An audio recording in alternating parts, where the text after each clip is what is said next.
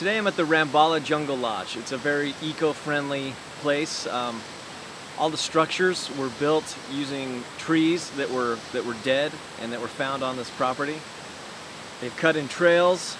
It's kind of like a bird watcher's paradise. I was sitting in the lodge the other day and watching toucans swoop back and forth between the trees.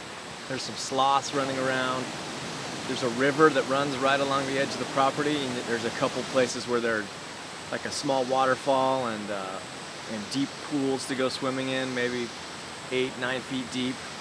There's a good road most of the way to Rambala Jungle Lodge. It's a dirt road, but I didn't need four-wheel drive or anything to make it here. Once you park, there's about a 15 to 20 minute hike up to the property, and it's pretty steep in some spots, so you're going to be really hot when you get here. The first thing you're going to want to do is come to this little pool and swim around in the waterfall and cool off. Otherwise, you're not going to be able to stop sweating. So as soon as you get here, ask where the little waterfall and the pool is, because you're going to want to jump in there quick. There's two lodges. One is down the hill from me, and that's where the kitchen is. That's where we eat. This is where we slept last night. We slept in hammocks. You can see it's still under construction, but eventually they will wrap that in a screen to keep the bugs out. But I don't think any of us really had problems last night. We had mosquito nets and we were good. But from the lodge is a pretty nice view of the Caribbean Ocean. This is where we hung out last night. We were playing board games. There was no distractions that are common in life today. No internet, no electricity. I fell asleep at I don't even know when. But I woke up and had to go to the bathroom, and the moon was so bright that I thought it was morning. I looked at my watch and it was 10:30 p.m. I totally had no concept of time. But behind me, if you can see far enough, is the Caribbean Ocean out there. So you have rivers to swim in, you have this nice ocean view, and you have this beautiful jungle to go and explore. Now, they don't exactly have running water here, so I'm going to explain how the toilet works here. I know that's a big part of people's worries when they're coming to a place like this, but I thought it worked pretty good. Inside this little closet is the toilet. Next to it is a 5-gallon bucket of sawdust. And inside this toilet is another 5-gallon bucket. And that's what you go to the bathroom in. And once you've used it, you just take some sawdust and cover up the waste. And that sawdust keeps any air from getting to the waste, and so there's no smell in here at all. I can open this up and not be grossed out at all by any kind of smell. So once this 5-gallon bucket is full, you just take that to the compost pile and decomposes for like 1 year, and then it's ready to use as fertilizer because they grow all their own crops here. This right here is one of the compost stations. It's where they take all their waste and let it sit for a year till it's ready to be used as fertilizer to help grow things like plantains, bananas, and a whole bunch of other plants that I don't know how to pronounce the name of. But everything they plant here, it's with the plan to be more self-sustaining, so they can have more food to eat.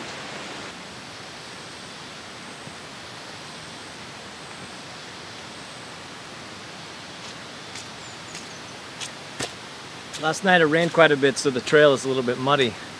I just have sandals. I'm fine with that, but if you come, you might want to bring some nice hiking shoes, especially if you want to do any of these trails that they have around the property. Right now, I think there's like 12 hours of trails that you could go and walk on, so you wouldn't be able to see it all in one day. This is Eric. This is Lynn. Welcome to Rambala Jungle Lodge. This is a place of retreat that we kind of created here to kind of highlight sustainable living. With the way the world's practices and events and things are going right now, we really feel that's an important thing, to be totally sustainable and off the grid and really not depend and rely on everybody else. We have everything here we need. Planting trees and just trying to do everything we can to save this little piece of Panama that we were lucky enough to find. We have a beautiful river. We're going to do micro hydro for our energy eventually, so we won't have to be hooked up to anybody's electric system. And we're out here in the middle of nowhere because we love it. We've got lots of animals that we're trying to protect and make sure that nobody does any harm to, and give them an opportunity to keep breeding. We're going to eventually be welcoming guests to do birding, hopefully some research studies, and people that just want to get away and hang out in a hammock and enjoy nature out here. So we'll soon have our website up and running, and it's www.rambalajunglelodge.com. My name is Patrick Bachman. And my name is Emmeline Winkelmeyer, and we're volunteering here at Rambala Jungle Lodge.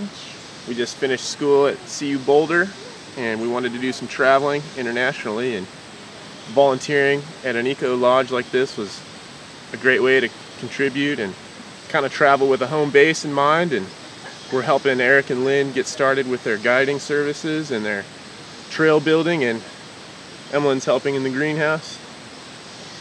So soon, hopefully, the Eco Lodge will be self-sufficient. You can come eat some local eggs and vegetables and see the sights. Take a dip in the pool. Trying to get the fishing business started, get some tours going. We're helping these guys with a pretty excellent river run today, and I'm excited to see this video. And yeah, we just thought this was a great way to come and travel on the cheap as well. Get to meet some interesting people, both Eric and Lynn, and also some of the people they've got working for them, like Javier. Learn some Spanish. I want to be in the video too. Oh. Most people, like when you travel, the biggest expense is where you stay. Like I've traveled for months at a time, and hotel costs every night just kill you over time. So how has volunteering helped you with that cost? Oh, huge. Having a home base that we don't have to pay for every night, you know, put in a little bit of work every day, is priceless. It's allowing us to travel on the cheap and allowing us to contribute to this great development that's going to keep biodiversity levels high in this really important region. I know that keeps a lot of people home. They feel like they can't afford to travel. They can afford their $120 cell phone bill every month, but they can't afford to travel. It's all about priorities. I say that over and over, but if your priority is to travel, you can do it. If you're willing to come here and put in a little work to get a free place to stay, then you can be in this amazing jungle. Bocas del Toro, this island, is, how far away is it? Maybe 2 hours, hour and a half. This is like a great home base, like I said, to explore the rest of Panama, especially the Caribbean side. You can see the Caribbean from here. So check around for volunteer work. Check out Rambala Jungle Lodge see if they need any more help, and maybe you can be traveling on less money than you spend in the United States.